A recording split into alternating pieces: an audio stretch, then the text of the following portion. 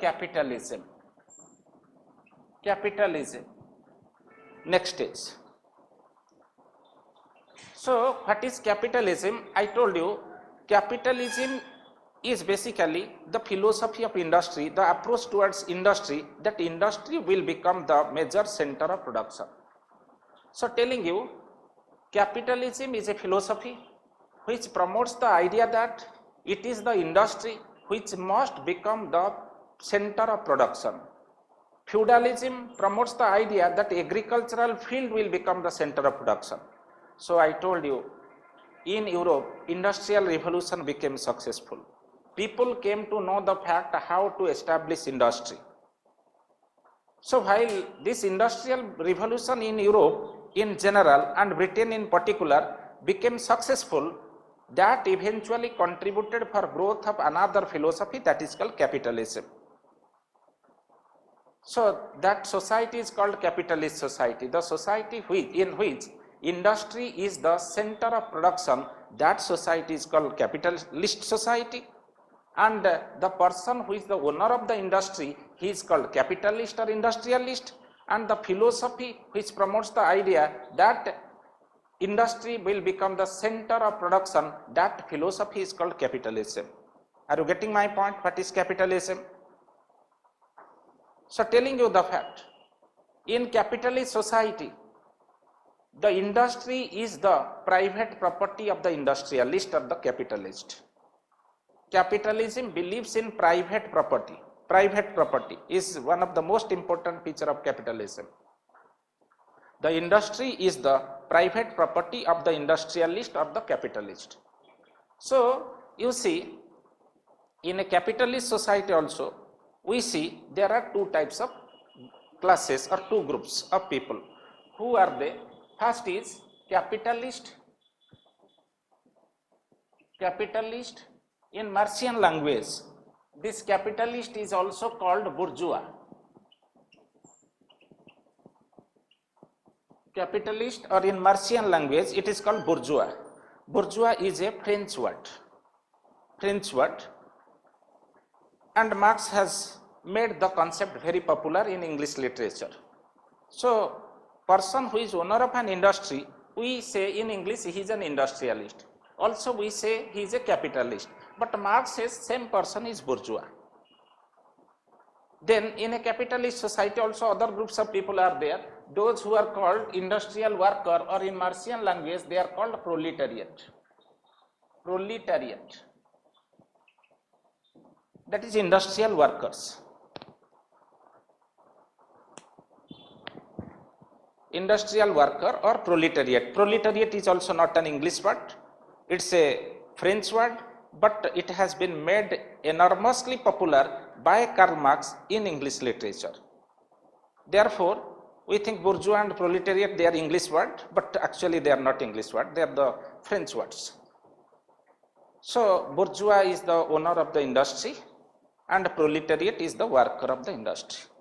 And industry is the private property of the industrialist. I was telling you the fact yesterday that Marx was having a vision, Karl Marx was having a vision that in future private property must be ended. Private property must be ended. That was the vision of Karl Marx regarding the future. That's the reason I am telling you, till capitalist society there is existing private property. Industry is the private property in a capitalist society, and it is the private property of the bourgeois or private property of the industrialist or capitalist. And I told you, Karl Marx, the father of communism, highlighted the negative contribution of a capitalist society or an industrial society, though capitalist society has many positive contributions. So, what are the negative contributions of capitalism, and how that negative contribution of capitalist society will basically motivate and mobilize the people to go to the next higher stage, that is a communist society. You see, in capitalist society, there is large number of industries. Some industries are very big industries. In a single industry, thousands and thousands of workers are working together. In today's context, where we are having multinational company, obviously lakhs of workers are working in the same factory, same industry. So owner of an industry, big industry, is one person or 2-3 counted few persons. On the other hand, lakhs of workers are working in industry. And what is happening? The owner of the industry, he is having money. Money is called capital. He is having money. By investing money, the industrialist is basically, by investing capital or money, the industrialist has established industry in which thousands and lakhs of workers are working together. As I was discussing it yesterday, one of the philosophy of Karl Marx is called materialism. I discussed it yesterday. Karl Marx gives emphasis not on the mind of the people but on the matter of the society. He says mind is not important, though Indian philosophy and Gandhian philosophy says mind is important, but Karl Marx says matter is important. Matter is important for Karl Marx. So Karl Marx says, think about earlier stages of production, like your slave society, like your agricultural society. In slavery society, a slave master was suppose having 10 slaves. All these slaves were working in different areas, not in the same areas. Think about agricultural society. Suppose there is a big landlord who is having 200 acres of land. He has given these 200 acres of land in the hand of 20 serfs or tenants. These 20 tenants are working in different areas, not in the same areas. For example, 200 acres of land the person is having, he gave 10 acres of land to each feudal serf, 10 acres of land. So obviously one serf is working only 10 acres of land, another serf in another 10 acres of land. So in this way, I am telling you, these feudal serf or these slaves, they are not working in same place. On the other hand, think about capitalist society. In a capitalist society, thousands of workers are working in the same industry. Yes or no?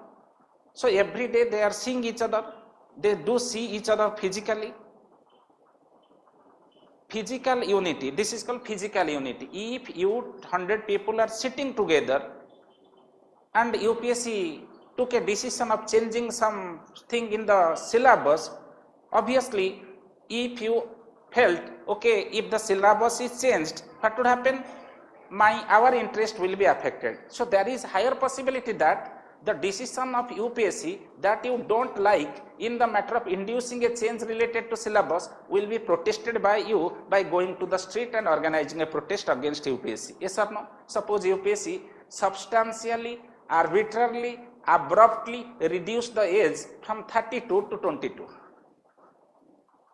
Because during British regime, upper age limit was 18 years. So UPSC would not do, just to make you understand the thing I am telling you. You 100 students, you 200 students are coming to one institute, sitting together, discussing with each other regarding your preparation and other things. So every day you are having physical unity. Once you are having physical unity, there is higher possibility that you will develop mental unity while you see something which is affecting your interest. That type of decision has been taken by UPSC. Getting my point? So same thing is happening here. This is called materialism. Your physical unity, because physically you are connected with each other. That's the reason that you may get connected also mentally, psychologically. This is called materialism. Getting my point? Yesterday I discussed. Mind is not important, body is important. Karl Marx says. Gandhi says, mind is important, not body. You are what your mind is, not your body is. Early in the morning at 5 o'clock, it is your mind which gets up from the bed, then while the body is laying on the bed. Then mind gives instruction to body, get up. This is right time to get up. If you make delay in the matter of getting up from bed, you would be reaching in the classroom in late. This is Gandhian philosophy, that is Indian philosophy, Vedantic philosophy. Getting my point? So, I am telling you the fact.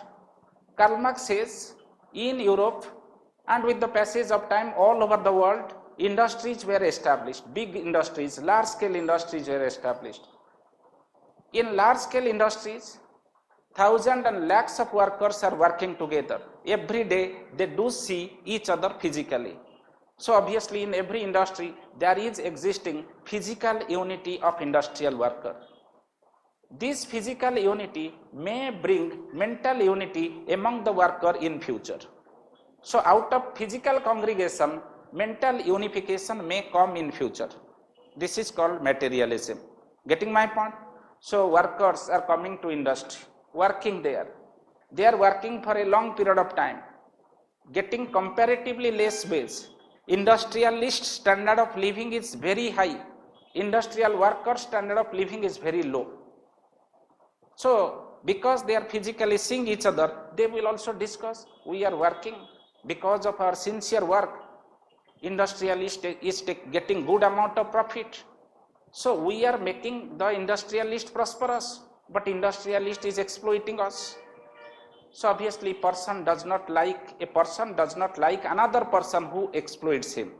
So right now, as industrial workers are seeing each other physically every day, there is a possibility that they will discuss each other's problem every day. And right now they may draw the inference, we are a group of people in this society, in this industry, who are working very sincerely, very diligently. And because of our work, industry is growing, industrialist profit is increasing, but industrialist is not hiking our salary, hiking our wage. And industrialist is exploiting us. And they may think that industrialist is their enemy. And nobody like to see that his enemy will become prosperous. That's the reason the industrial worker would feel that we are working. By working sincerely, we are making our enemy prosperous. But we don't have any other option also in this context. Why? Because if we don't work, industrialist will throw us out of the job. Because lots of people are there in society, those who are not having any job, they are searching for the job. Number of jobs available in industrial society is less. Number of aspirant to become worker is more, just like number of aspirant for civil service is more, just like the number of post for civil service is less. Same is also with respect to industrial employment. So right now the industrial worker develops a feeling that we are working very sincerely, very diligently. Because of our work, the industrialist is becoming prosperous and industrialist is also exploiting us. We don't like our work, but still then we are forced to work. Still then we are forced to work. Getting my point? Just like I don't allow the student to talk to each other in the classroom. Sometimes they also feel no motivation to sit silently in the class. But they think, okay, if we talk to each other, this teacher would start scolding us. So we don't like his teaching, but we have to sit here. Same thing the industrial workers are also developing, the same feeling. What is that? We don't like work, but we have to work. Why? If we don't work, we will be thrown out of the job. Large number of people are ready to work also by taking same salary or less salary than us. So without working means inviting insecurity to us. And working sincerely means making the enemy, that is the industrialist, prosperous. This type of feeling will come. Getting my point?